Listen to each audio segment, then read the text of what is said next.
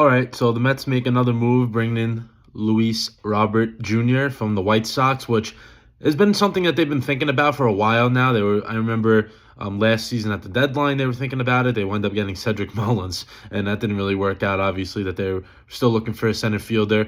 Don't think they want to put Carson Benj in center, at least for the beginning of his career. So it seems like left field's going to be his start in his career. But Robert, very good defensively. His bat is hit or miss, kind of inconsistent with the bat, but when he's on, he's very, very good. But the defense is always going to be there. I take it this way. You had Tyrone Taylor in that spot.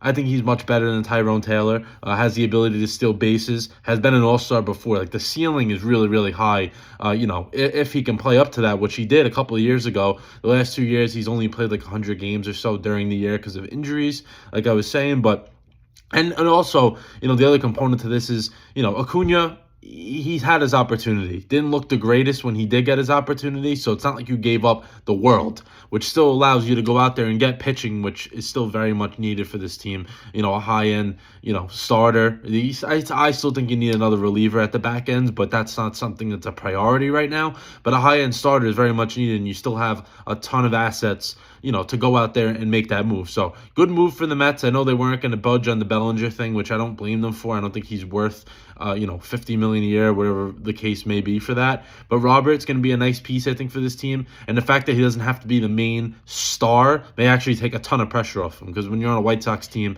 that, doesn't have a ton of players, you're going to be a guy that gets focused on a lot more. But with this Mets team that, has Lindor, has Soto, has a Bichette in the lineup, he's not really going to be the main thought, which is good. So a good move for the Mets. Much more is still needed. So, I know I was very upset a couple of months back, but some things are going their way right now. Just got to keep building, not satisfied.